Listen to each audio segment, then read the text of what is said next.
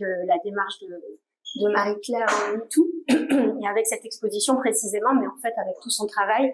Et c'est un cycle donc où on a parlé avec des artistes très différents, de Oda Jaune chez Templon à Yunchun chez Maria Lund, avec des univers et des nourritures de musées imaginaires très variés sur la question donc, de la nature, de l'émerveillement, de la capacité du regard à déplacer, de l'art à déplacer le regard, à regarder autrement le quotidien qui nous entoure. Et évidemment, ce parcours s'inscrit aussi dans un désir politique de ma part, de questionner, moi qui étais issue d'une famille très sensible à l'expressionnisme, à la peinture d'histoire, aux questions, aux grands événements historiques. C'est toujours des centres d'intérêt très forts pour moi, mais un désir aussi de vouloir aller contre l'amorosité de l'époque ambiante et de renouer aussi avec des démarches qui requestionnent à leur manière en fait un rapport au monde qui est pas forcément dans un rapport politique frontal et affirmé, mais qui en tout cas recrée des liens, des connexions avec le réel qui nous environne et bien évidemment une connexion avec la nature aussi environnante. Cette question de la déconnexion à l'époque du virtuel, ce sont des questions qui pour moi sont très importantes et à travers toutes ces démarches invitées, c'était aussi l'occasion de parler peinture, mais aussi du coup de parler bien sûr d'être au monde. Donc Marie-Claire, je te remercie d'accepter cette invitation. J'aimerais en fait, est-ce que tu te sens plus à l'aise debout ou assise pour discuter moi,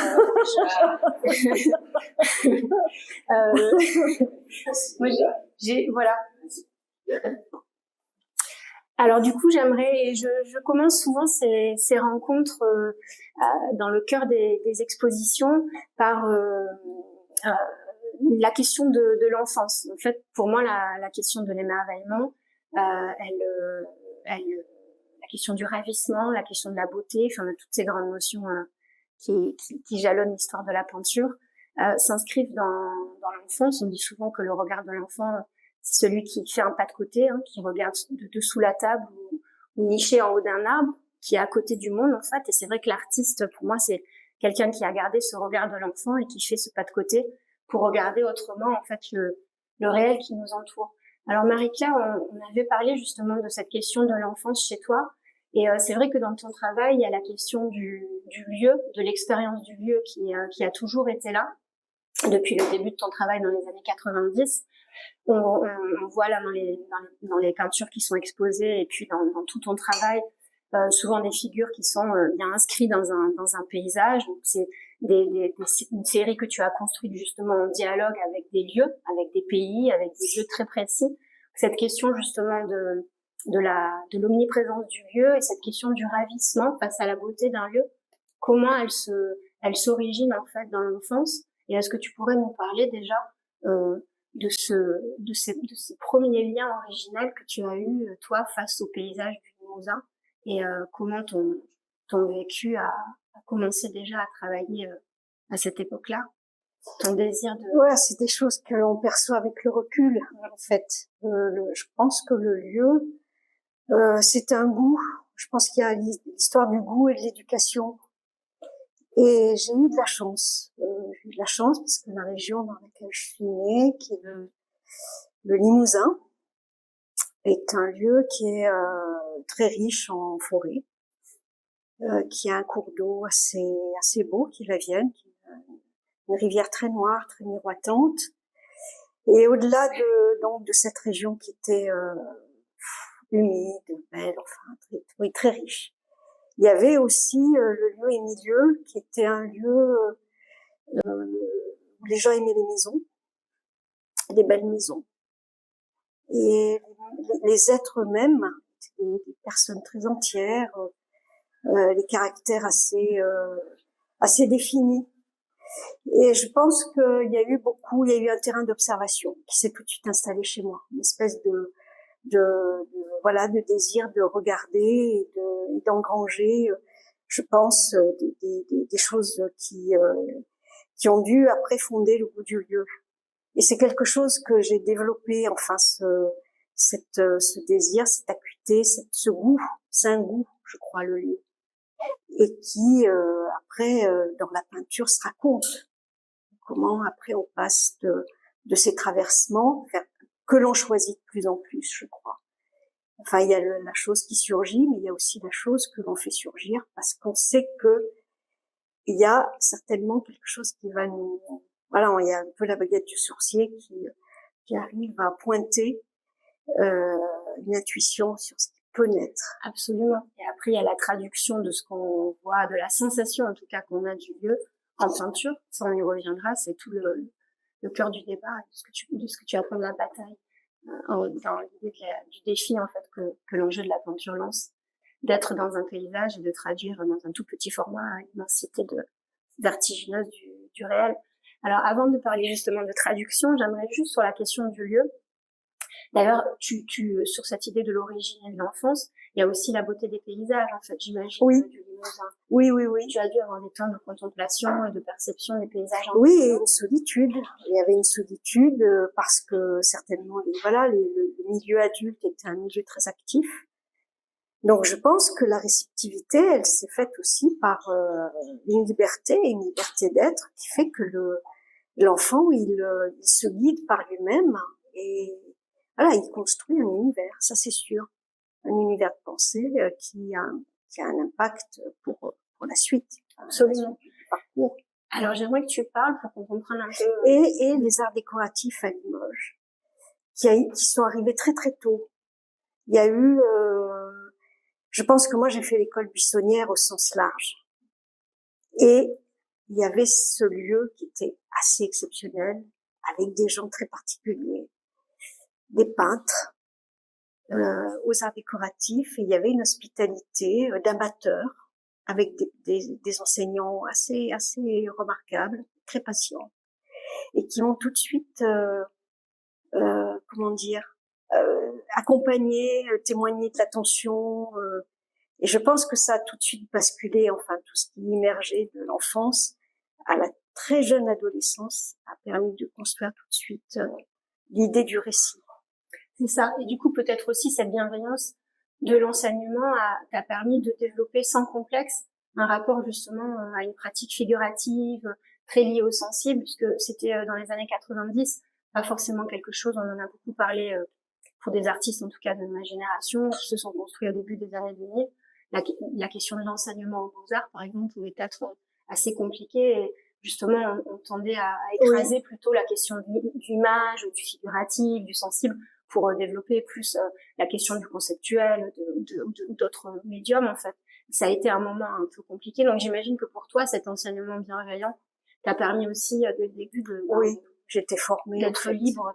J'ai commencé mes beaux-arts, j'étais formée d'une certaine façon. Enfin, il y avait déjà une inscription dans le lien aux choses qui n'était peut-être pas formulée de façon immédiate parce que les peintures, les plus belles heures, elles sont nées évidemment tôt, mais elles se sont formulées quelques années après l'école des beaux-arts. Oui, c'est ça. Et la série. Donc, il y a eu pas mal de détours, il y a eu le désir de travailler, d'apprendre, donc à manipuler la couleur, travailler l'abstraction beaucoup longtemps et au quotidien. Donc il y avait l'histoire aussi de mettre en place une pratique active que je n'allais pas où je n'allais pas avoir trop de latence ou trop de temps en périphérie. Donc il y avait l'idée d'installer une chose qui se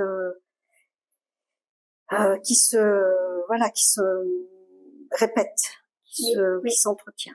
Cette série, tu la commences de manière réelle au début des années 90. Et en fait, là, je veux dire, dans le rendu, en fait, tel que nous on connaît, les premières œuvres qui sont exposées au début des années 90. Depuis, on est en 2025.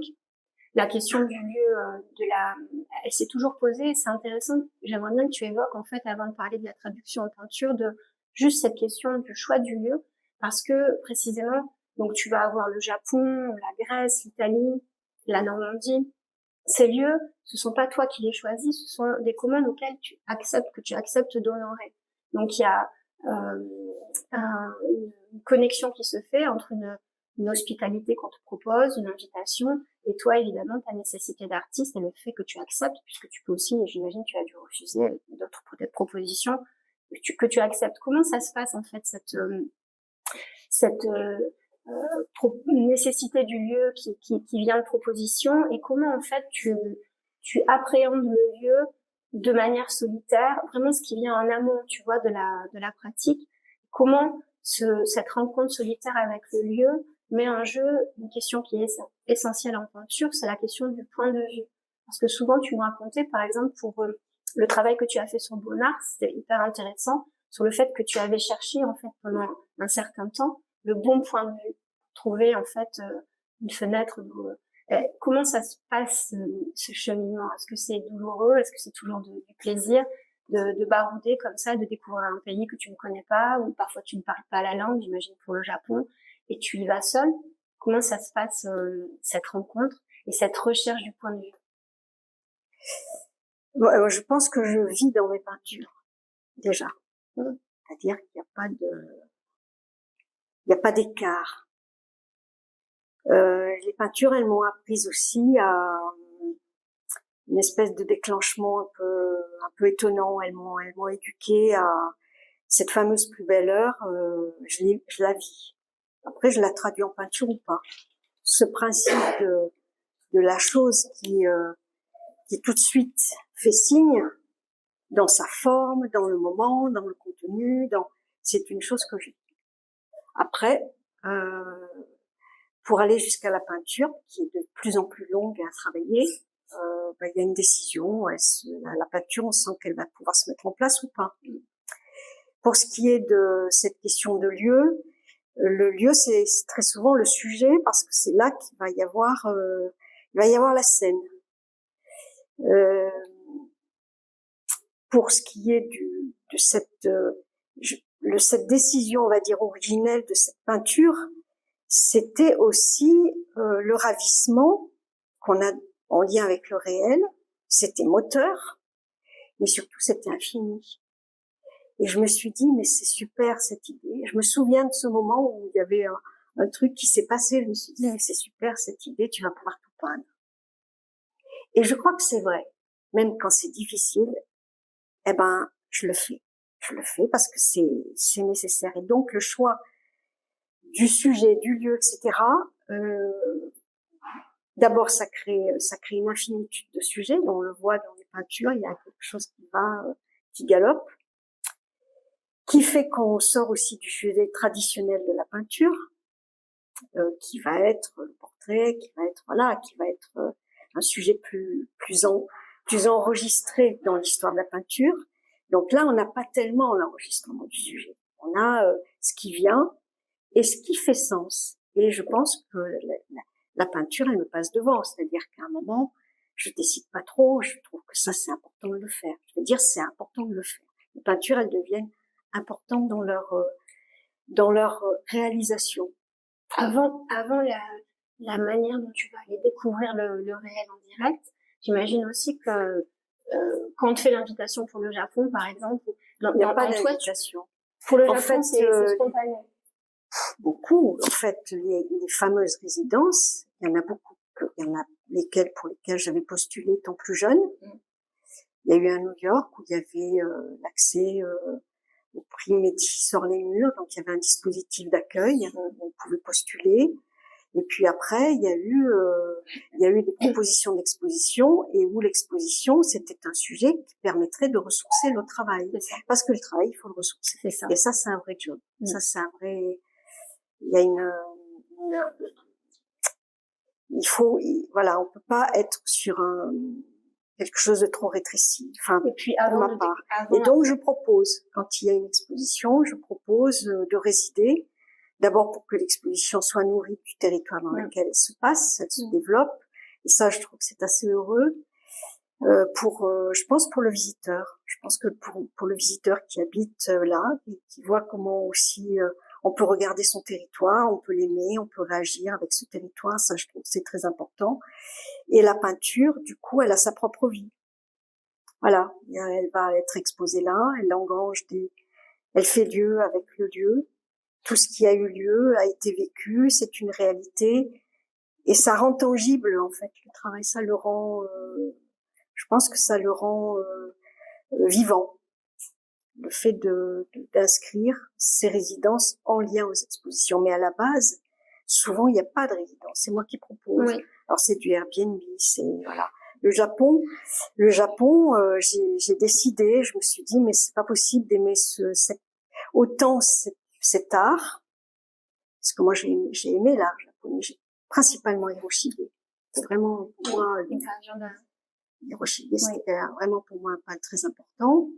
Il y avait aussi le lien avec le théâtre, parce que j'avais compris qu'il y avait un Oedipe japonais. Moi, j'avais travaillé sur Oedipe, avec l'histoire qu'Oedipe ne voyait pas sa destinée. Et effectivement, son pas à pas avec les peintures, elle raconte le fait de ne pas voir où on va. Le recul avec qu'est-ce qui va nous arriver, qu'est-ce qui nous arrive, qui nous sommes, enfin toutes ces grandes questions qu'on retrouve dans la philosophie. C'était intéressant. Donc le Japon, par exemple, je suis allée 2 mois par moi-même, sans parler japonais, comme ça, allez hop, parce que ça devient nécessaire. La Grèce, c'était nécessaire aussi, parce que j'avais travaillé sur Sophocle par le biais de répétition, et je me disais, mais c'est qui Sophocle? Qu'est-ce qu'il a vécu? Dans quel cadre? Quelle lumière? Ces grandes tragédies, mais c'est comment ces grandes tragédies? Ça se passe où? Et où est-ce qu'il est mort, ce fameux type qu'on dit il est mort de façon magique, irréelle. Je lui ai fait un endroit à Oedipe. Il y a un moment, je raconte la pièce dans une peinture, il y a une ombre au sol et je me dis voilà, il est là, Oedipe. Donc il y a des traversements des mythes, des grands mythes, et comment ces peintures qui sont simples, elles permettent de vivre des choses complexes. Oui, bien sûr. Le Japon, c'est complexe, Hiroshige, c'est complexe. Le Japon, c'est complexe dans sa culture, on la connaît mal. Il faut se tenir avec ses idées, ses grandes pensées. Et comment on peut quand même traverser tout ça, l'incarner, le vivre et le transmettre. Et techniquement, ça c'est aussi intéressant, c'est-à-dire que la peinture, elle l'amène à former, formuler, à d'une certaine façon réinscrire les choses. Et on peut pas s'égarer. Elle a ses limites. Et c'est une peinture aussi qui ne cherche pas l'épatement. Enfin, il n'y a pas. Donc, il faut que ça rentre dans ce petit cadre. C'est ça. Donc, dans ce petit cadre, c'est une petite vie, c'est une personne, c'est voilà, il y a une dimension qui fait qu'il faut trouver une solution dans la forme. Et je pense qu'il y a la forme, c'est la résultante de beaucoup de comment dire de parcours, de réflexion. Là, avec les œuvres qu'on a autour de nous, par rapport dont la plupart ont été réalisées en Italie en 2024, mais il y a des œuvres aussi plus anciennes. J'aimerais qu'on évoque un peu ce qui fait la singularité de ton univers en termes de peinture, ta façon d'utiliser la gouache et le petit format, dans quelque chose, une espèce d'hybridation qui, à mon sens, est importante parce que en termes d'histoire de l'art, elle s'inscrit dans une filiation et qui pour moi en fait est donc je sais pas en termes de modernité, vous avez en peinture aujourd'hui des artistes qui vont plutôt être dans une filiation de réactivation d'une tradition classique avec un hyper-réalisme réinventé, une reconnexion avec l'illusionnisme de la Renaissance, et une autre famille qui va au contraire travailler à un réalisme magique, étrange, bizarre, qui va convoquer d'autres traditions. Et dans ces traditions, on retrouve souvent, c'est passionnant, il y a toute une histoire de la modernité qui reconvoque. Quand je dis modernité, c'est un peu les modernes historiques, de Manet à Matisse, à Bonnard, qui vont reconvoquer en fait un rapport à un réalisme qui est antérieur à la Renaissance et qui va justement interroger un espace étrange où les perspectives sont faussées, les rapports d'échelle, où effectivement on n'a pas ce dogme en fait de l'illusionnisme classique que peut imposer la Renaissance jusqu'au 19e. On a vraiment une étrangeté dans la représentation, une planéité de l'espace, des choses qu'on retrouve en fait dans une forme de modernité quand vous regardez l'usage de l'aplat, la libération de la couleur, de Matisse à Bonnard par exemple, parce qu'on est un peu dans une famille qui a des affinités avec le travail de Marie Claire. Donc une synthèse en fait entre modernité et médiévale. Marie-Claire, j'aimerais qu'on parle justement dans la manière dont le process se passe chez toi, de ces deux aspects. Ton rapport en fait à la tradition médiévale, à ce réalisme étrange qui te touche, qui te convoque, et ton rapport à cette modernité à travers évidemment la question de l'aplat, du rapport au lieu aussi, de la notion d'harmonie qu'on peut retrouver chez Matisse ou chez Bonnard. Donc, la question du médiéval, je pense que déjà il y a cette histoire de miniature. Tu commences un travail au début des années 90 que tu intitules Les plus belles heures, qui se retrouvent encore aujourd'hui. C'est pas anodin. Tu convoques, tu utilises un petit format que tu as toujours gardé depuis. Tu convoques en fait un rapport à la miniature médiévale. Qu'est-ce qui t'a fasciné d'emblée, je dirais? Après, il y a plusieurs choses à dire et c'est complexe, mais qu'est-ce qui t'a fasciné de prime abord dans cet art médiéval? L'efficacité de la représentation, quelque chose qui touche de manière très directe par rapport justement à la alors, je suis pas passée par le médiéval pour imaginer ce travail. Le travail, voilà, j'ai travaillé longtemps l'abstraction, uniquement la couleur et la forme. Et puis un jour, je me suis dit bon, ben voilà, faut basculer dans autre chose. Toujours format raisin, 50-60. Et puis j'ai commencé à me dire, le réalisme, tu sais pas trop, la figuration, tu sais pas, même voir, tu sais pas du tout. Donc je me suis j'ai testé, commencé à construire ce récit d'une chose qu'on avait envie de raconter. Voilà, c'est venu là. Et puis je le faisais en une journée. Mais c'était maladroit, donc j'ai commencé à plier le papier, petit à petit, je suis arrivée à ce format-là où je me suis dit, tiens, ça, tu peux le tenir. Tu peux le tenir en un jour, à mi-temps, une vie à mi-temps. Tu pars le matin, l'après-midi, tu vas te promener. Il y avait ça, qui je trouvais, tiens, cette idée, voilà, ce format. Après, j'ai été obsédée par le fait de regarder la peinture. Ça a été un truc étonnant. C'est des heures et des heures et des heures et des heures dans les musées, avec une inquiétude. C'est quoi la peinture? Puis je vais jamais savoir faire. Et un truc très obsédé. Et donc, alors, toute la peinture et le médiéval m'enthousiasmait parce qu'il était très joueur. Et la modernité, elle est joueuse. Et alors c'est plus compliqué parce que c'est une peinture beaucoup plus savante, en lien peut-être avec des terrains des terrains religieux très avoués, même si le médiéval est lié. Mais on va dire qu'il y a une infinitude de jeux. Et Dieu, on ne sait pas trop où il est dans le médiéval. Il est pas au bout du doigt comme on peut le voir plus tard. Alors ça, c'est sûr que c'était intéressant, et cette peinture qui se faisait de façon assez vive, assez rapide au début, elle pouvait effectivement avoir quelques liens avec cette modernité qui était où la mise en scène était assez économique. Cette économie, par exemple, la lumière, elle vient pas d'une mise en scène de la lumière, elle vient de façon très très immédiate d'un champ chromatique. Donc un rouge très vif, un bleu puissant, la puissance des couleurs, c'est là que vient la lumière. Et les modernes l'ont saisi, ça. Matisse, voilà, il emprunte, son papier, il est imprégné. Et il y a pas une relation où on va mettre en scène par un dégradé, c'est pas le sfumato de Vinci. Non, voilà. Donc il y avait cette relation assez enthousiaste avec le médiéval. Enfin, il y avait, voilà, et puis une période au milieu où je navigue de façon plus compliquée. Oui. Et dans cette question du médiéval, si on pense à des œuvres, parce que du coup ça t'aide pour aider à comprendre. Oui, alors Fantastico. Tu sais, ce qu'on en avait parlé, je trouvais que c'était magnifique. Tu vas dans une chapelle du 11e dans le Piémont. Tu peux en parler de cette vierge que je cherche parce que j'ai vu une petite image comme ça dans un guide, et là, donc que je cherche longtemps. En fait, elle est ouverte un dimanche par mois. Et cette église, elle est hautement médiévale. Elle a été construite, je crois, c'était 6e siècle. Et il y a des fresques du 10e. Et il y a un guide qui adore son lieu et qui dit en italien, c'est la chapelle Sixtine du Moyen Âge. Enfin, c'était assez beau. Elle est entièrement peinte.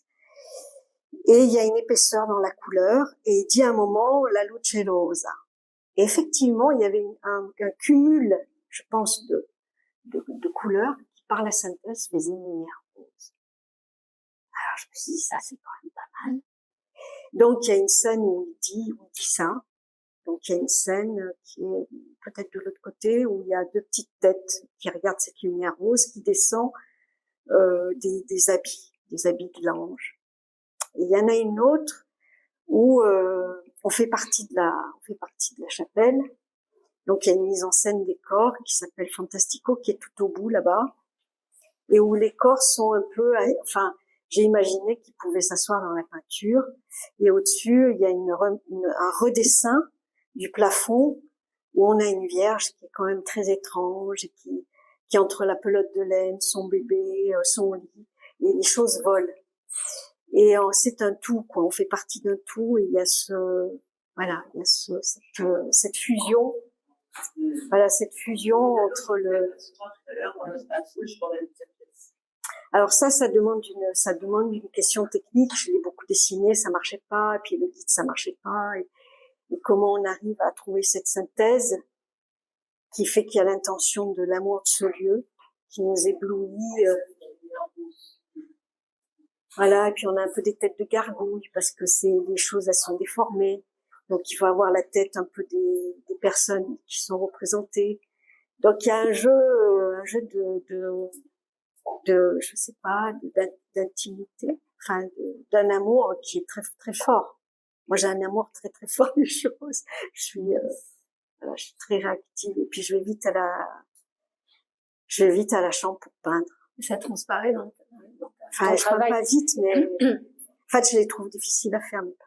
Et d'ailleurs, là, dans Fantastico, là, le tableau qu'on vient de voir, c'est étrange aussi comment, du coup, c'est la lumière, couleur, ces espèces de champs chromatiques en aplat, renvoient presque à, je sais pas, Frank Stella, l'abstraction. Enfin, tu sais, il y a vraiment, on sent ce point, en fait, qui est... Mais le médiéval, il y a tout, hein. Oui. Il y a Frank Stella, il y a tout l'art américain, il y a beaucoup de choses dans cet art. C'est une synthèse enfin, il y a l'art décoratif, il y a le récit, il y a le symbole, il y a le chromatique, il y a beaucoup de choses, et il y a l'espace. Et la fresque, ça, c'est un truc que je trouve très, très accompli. Pour moi, c'est alors l'accomplissement absolu, la fresque. Et j'aimerais, j'aimerais conquérir un niveau de travail sur la fresque. Oui. Je l'ai apprise, j'ai appris à travailler très concrètement la fresque. Enfin, voilà, le piano qui se perd dans le support. Mais ces peintures qui vont avec le grand format, il y a l'idée du livre médiéval avec la fresque médiévale. Alors certes, on est loin de ce niveau d'excellence, mais il y a voilà, il y a le petit qui fait récit, qui raconte l'homme sur terre, et puis il y a l'exclamation généreuse dans laquelle on peut rentrer. Dans ce champ, en fait, de l'évolution de l'histoire de la peinture, il y a André Malraux qui a écrit, c'est un livre que je vous conseille si vous ne l'avez pas lu et que ce sont des questions qui vous intéressent, une trilogie qui est en fait la métamorphose des dieux et qui passe par le surnaturel, donc Giotto, tout l'art, d'ailleurs ça remonte à l'Égypte, tout l'art qui est avant la Renaissance, l'irréel qui est donc la Renaissance jusqu'au 19e, et l'intemporel qui est la modernité jusqu'à nous, en fait, parce qu'il s'inscrit dans un temps long. C'est vrai que la peinture, mais oui, le médiéval est très en amont du médiéval. Oui. L'Égypte est d'une modernité, voilà.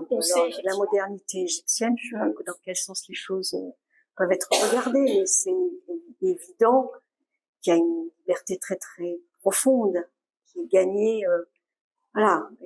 La modernité, on voit qu'elle a gagné sur l'histoire cognitive.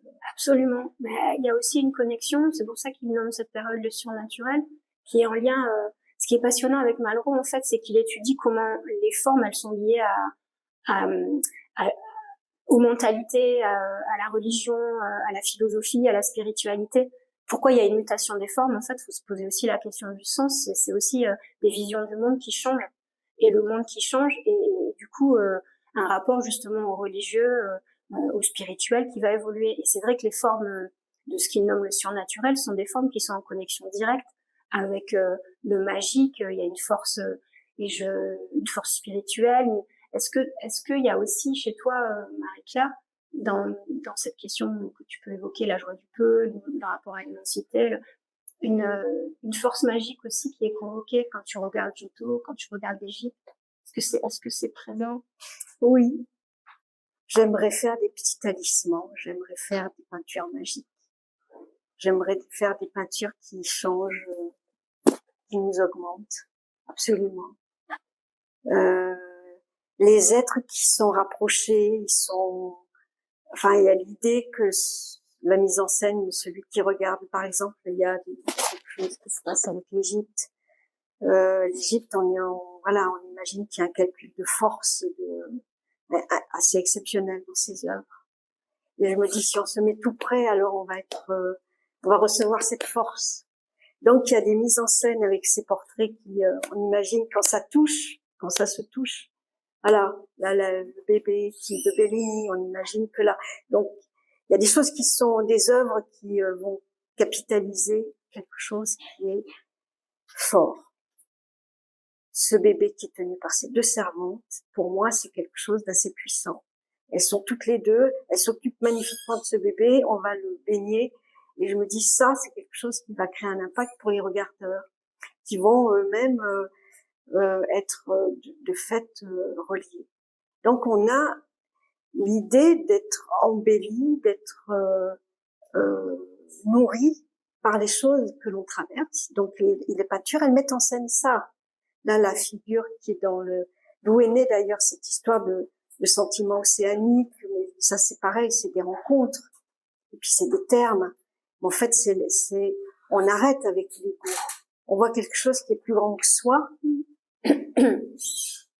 C'est tellement grand et l'émotion est tellement haute que l'ego, il y en a plus. Enfin, il y a quelque chose qui se balaye, qui se grandit, et il faut que ça rentre dans la peinture. Donc, comment on doit se refaire petit pour arriver à se faire, à ce qu'il y ait un travail de réécriture de tout ça. C'est un travail qui est réécrit, et le petit format, il oblige vraiment à la réécriture. Oui. Parce qu'on peut pas, il oblige à trouver des codes, des astuces que je cherche. Donc, je dessine, après je prends ou je prends pas. Après le dessin posé, il y a des brouillons à la taille de la peinture, à la gouache, pour tester les couleurs. Je prends en photo, je passe du temps. Je prends en photo, je regrossis, je rétrécis, je recadre. Donc il y a une recherche déjà dans l'échelle de la forme qui est donnée. Il faut que ça touche, il faut que ça circule, voilà. Donc il y a tout un test de taille. Et après, une fois que tout ça est mis en place, je passe à la couleur. Oui, mais c'est vraiment une phase terminale qui est même cool, qui est même tranquille. Par rapport sur la question de la couleur, justement, je voulais, par rapport à cette hybridation que j'évoquais tout à l'heure, il y avait cette notion de modernité. Et c'est vrai que on a là ce paysage vert que vous avez derrière, et puis aussi la chambre bleue, on l'appelle la chambre bleue, c'est pas tout à fait ça. L'infini bleu, je ne sais plus exactement le titre, mais cette chambre-là, qui en fait, du coup, nous ramène on a, je sais pas, après les imaginaires travaillent et chacun a son musée imaginaire, mais on a la chambre, l'atelier, le souvenir de Matisse, de Bonnard. Vous pouvez avoir aussi Van Gogh, c'est selon ce que vous avez vu, je sais pas, mais en tout cas, je pense qu'il y a cette question de la figure, parce que tu parlais de sentiments océaniques, de cette question d'une figure dans un paysage, et comment en fait tu vas travailler. Il y a deux choses, il y a à la fois l'ambiguïté entre la figure et le fond. T'as une sorte de fusion en fait, de télescopage entre par exemple la chambre, l'intérieur, le dedans, le dehors, toutes ces histoires de construction d'espace, d'ambiguïté de l'espace, et la question justement de l'unification par la couleur, de la synthèse par la couleur. C'est des problématiques qui sont beaucoup posées en fait par Matisse, par Bonnard, et aussi qui renvoie du coup à un sentiment de, peut-être chez Bonnard pas forcément, mais en tout cas chez Matisse, de tranquillité, d'espace qui Oui. apaise, de sentiment d'harmonie, de tranquillité, qui renvoie pour moi à ta notion de sentiment océanique. Comment tu te situes toi par rapport à cette grande famille, sans parler de dire de référence ou de, mais en parlant comment toi avec tes moyens, bien tu t'inscris dans tu te sens dans cette famille en fait, dans ces questionnements par rapport justement à cette question de l'harmonie. Mais que ça, c'est quand il y a le passage à la peinture, quand Oui, on c'est rencontre la peinture. La peinture, c'est un vrai monde. Oui. À force de la regarder, il y a une éducation qui fait qu'on la re-rencontre et on re-rencontre derrière cette peinture qui est faite de plein de peintres. On re-rencontre des peintres avec des questions très précises. Et je me souviens que cette chambre, qui est la chambre du peintre, c'est une chambre de peintre. En fait, ça devient une chambre de peintre dès qu'on la peint. Mais à la base, c'est une chambre qui était très encombrée, très baroque, mais qui était bleue. Et il y avait un jardin assez exceptionnel. Et donc, il y avait cette allée et venue. Je me suis dit, faut arriver à faire rentrer le jardin dans l'espace de la chambre. Et il y avait un Voltaire. Et évidemment, le fauteuil de Matisse, qui était même devenu un petit peu redéfini par Matisse comme étant l'assise de sa propre peinture. Je me suis dit, allez, on va y aller. Donc, il y a de l'humour, il y a du lien, il y a de l'amour de la peinture du peintre que l'on a envie de traverser. Il y a l'amour du lieu. Donc, tout ça, ça fait une espèce de somme de liens qui redonne le lieu avec tout ce traversement du champ de la peinture, de tout ce jeu, en fait. C'est un jeu.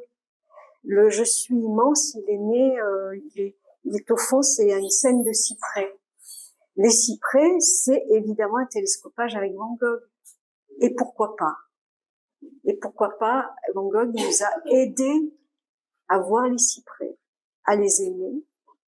C'est un arbre très très vivant parce qu'il prend l'air, il prend le vent. Et je me suis dit, évidemment, quoi. Donc, pourquoi je parlerai pas de mon amour de Van Gogh à travers ma peinture. Et ça fait partie du chemin.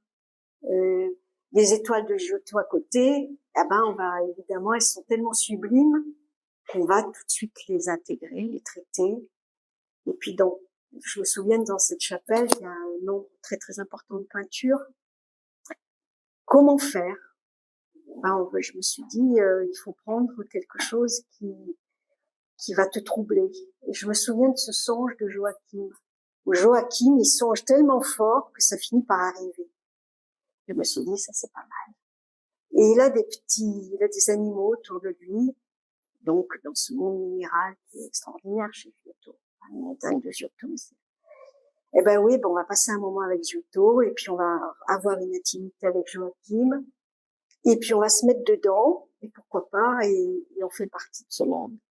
Donc il y a l'idée de, la présence du regardeur, du peintre regardeur, c'est aussi une espèce de tour de passe-passe, où on va devenir la chose.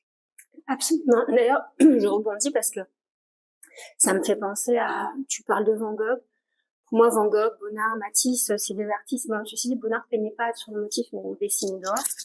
La peinture, c'était à l'atelier, mais toujours est-il que tous ces artistes-là, Cézanne, Corot, depuis Corot, ont été aussi interprétés à l'aune de Merleau-Ponty et de la question de la phénoménologie, en fait, de la perception, qui fait que la question du corps, elle est centrale, et c'est une façon de percevoir la représentation comme quelque chose de mouvant, parce que qu'est-ce que ça induit un corps dans un espace-temps donné. Cézanne, en fait, c'est tout à fait ça, l'idée de bouger autour du modèle, l'idée d'être dans un paysage longtemps. Qu'est-ce que ça va générer dans une pratique sur le motif? Et quelque part, Marie-Claire est tout à fait dans ces questions.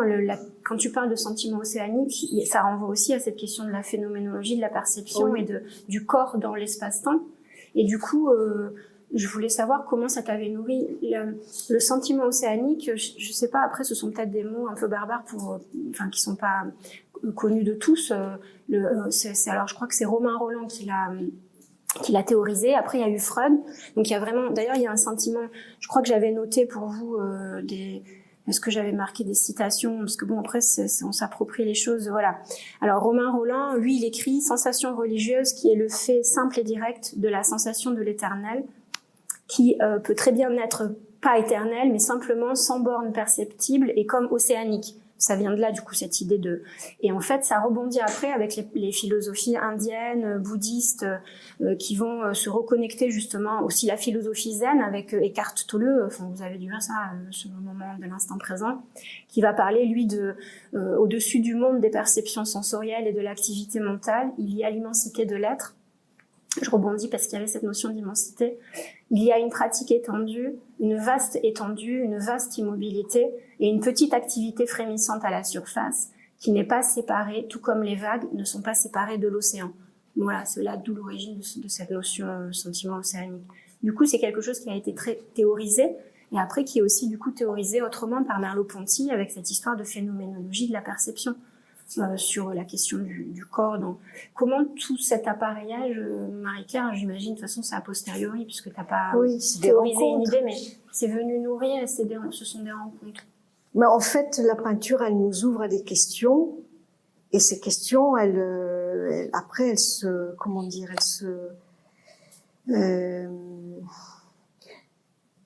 elles deviennent un peu plus cultivées par les autres. C'est ça. Je me souviens du livre S'émerveiller de Belinda Cannon, qui est un livre très clair. Et quand, ne serait-ce que le titre, je me suis dit, bah tiens, ça c'est pour moi. Mais très évidemment, c'est pas quelque chose qu'elle a mis en place en moi. Mais ça devient après une famille d'interrogations. Cette histoire d'océan océanique, c'est elle qui en parle dans l'histoire de S'émerveiller. Ça m'a conduit à un autre auteur qui s'appelle Michael Edwards, qui a été enseignant au Collège de France et qui dit « Le bonheur d'être ici ». Ah bah oui, le bonheur d'être ici, bah oui, le bonheur d'être ici, ça c'est évident. Je me suis dit, ça c'est pour moi. Alors lui, il parle du pont des Arts, il prend un exemple. Et donc, c'est des traversements qui font qu'on est en dehors de toute virtualité. On est inscrit dans ce réel qui est infini, on va l'observer. Et c'est une façon je sais pas, d'être là. Il y a l'histoire de la présence, le fait de passer du temps dans un paysage et de le peindre, ça construit, ça augmente la présence. Absolument. Parce que le paysage, il va, par exemple, ce paysage-là, s'appelle la Grande Poitrine. J'avais remarqué dans le Piémont qu'il y avait la répétition de cette forme un peu aiguë.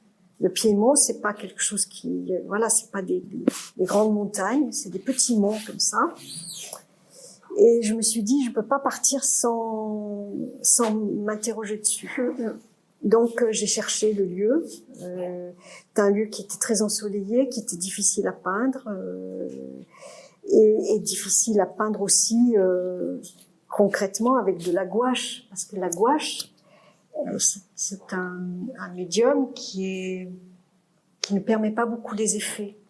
Il faut écrire, c'est-à-dire qu'il faut, voilà, et puis on peut pas s'y reprendre 50 fois. Il faut pas les repentir il n'y a pas de repentir du tout. Et cette peinture, elle m'a fait tout de suite penser aux Nordiques. Hier, où on a la notion d'infini très très long, les Nordiques qui vont en Italie pour créer du relief. Et je me suis dit, il y a quelque chose de l'ordre du fantastique. Alors, j'ai plongé dans ce travail, mais que j'ai dû refaire. Parce que j'arrivais pas à faire rentrer dans si petit un champ et un sujet, que j'ai appelé la Grande Poitrine, parce qu'il y avait l'histoire de la respiration. Donc, ce fameux sentiment où on se perd dans les choses, eh ben, il y avait du souffle. Voilà.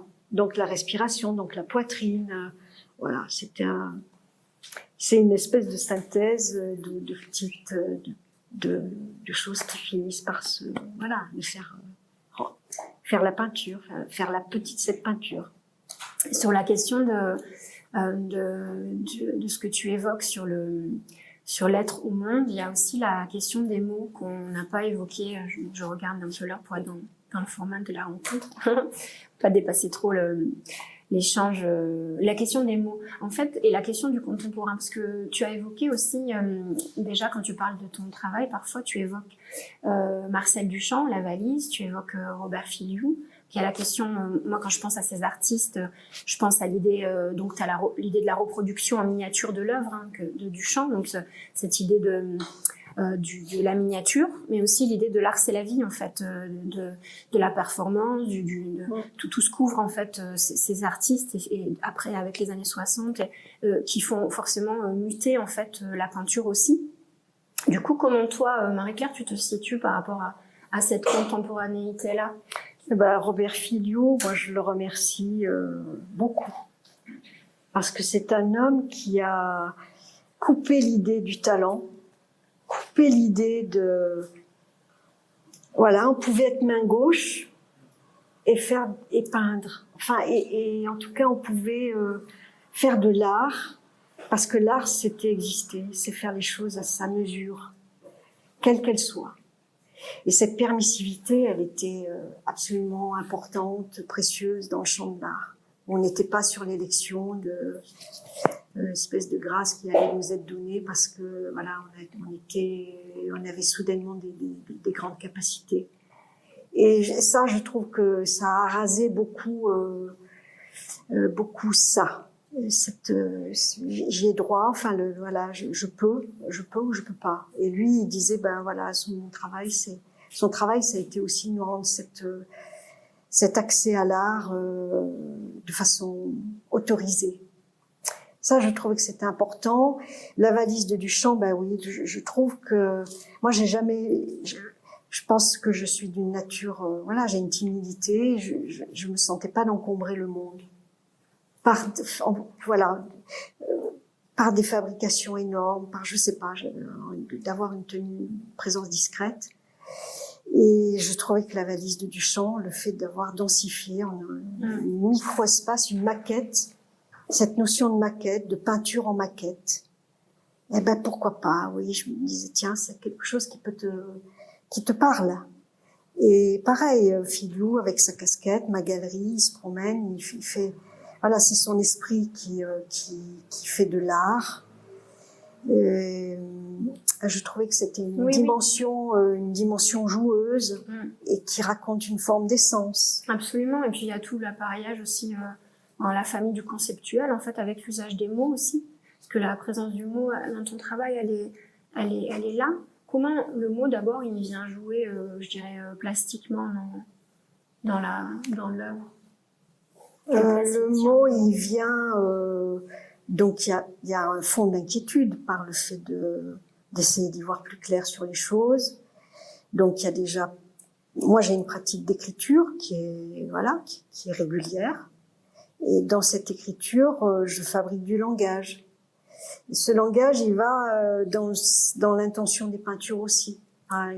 Normalement, il n'y a pas de lien, mais il y a du lien dans l'identité, on va dire. J'écris comme je peins. Il y a quelque chose, voilà, ça tâtonne.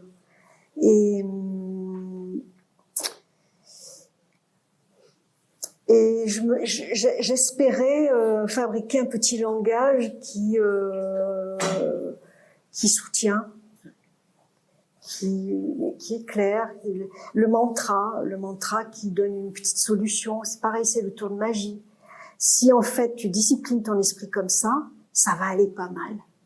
Et donc il y a l'idée de trouver une petite formule qui fait que les choses elles vont aller pas mal. Alors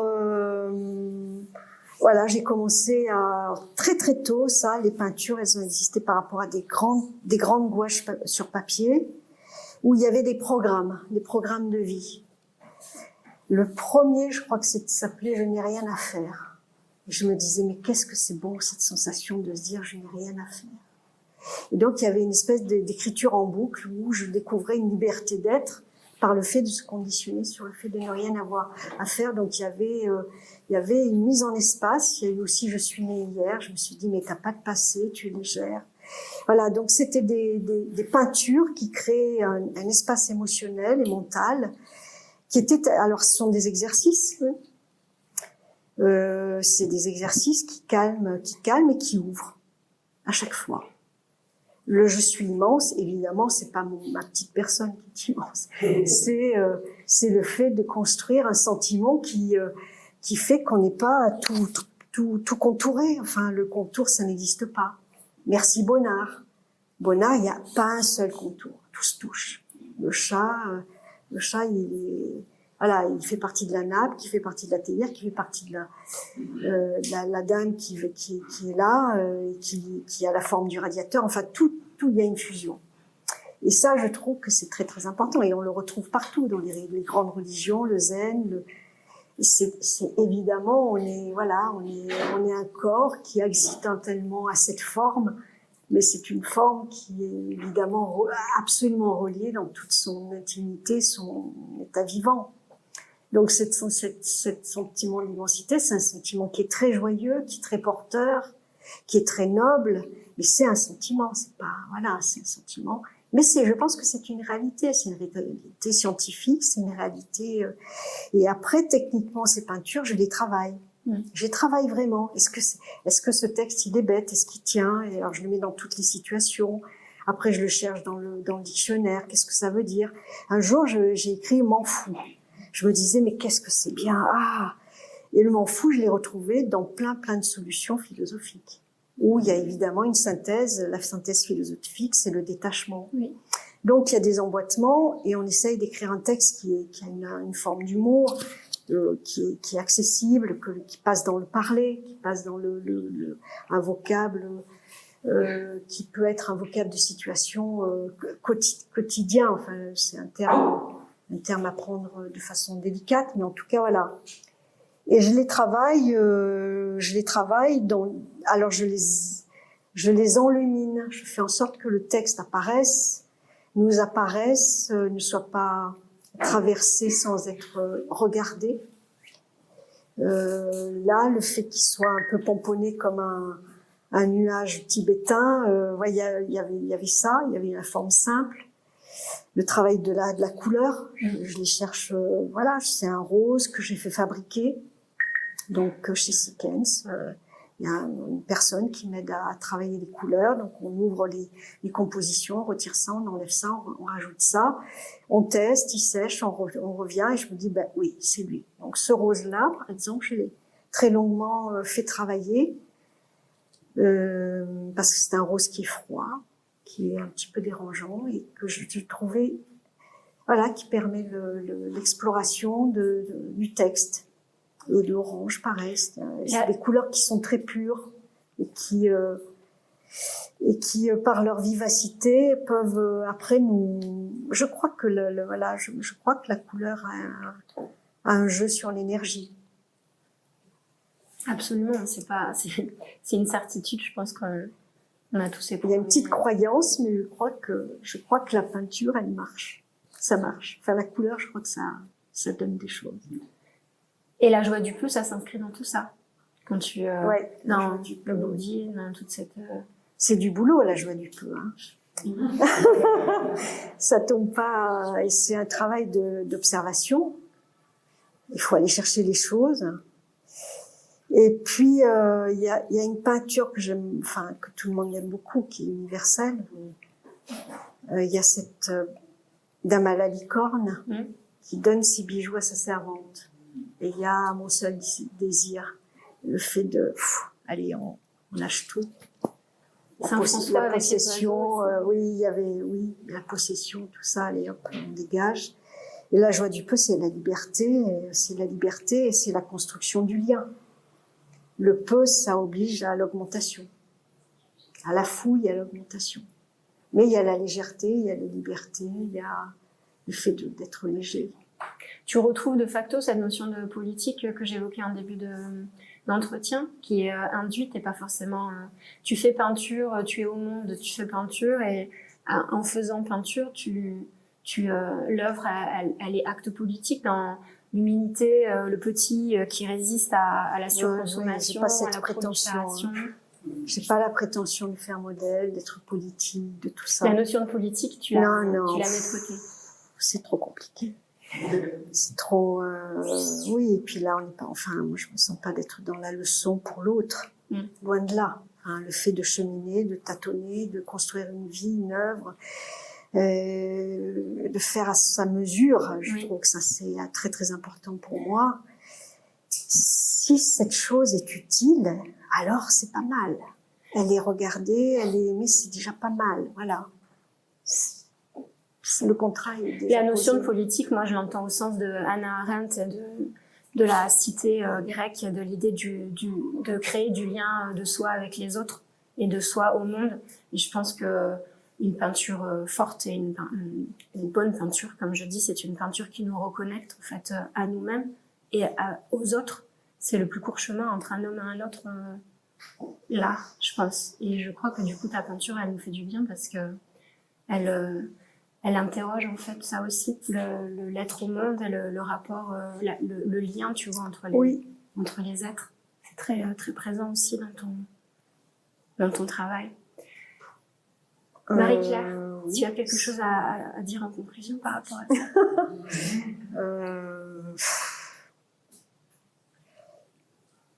C'est tant mieux. Ce sera peut-être prochaine grande peinture. Ça, alors on attend avec impatience.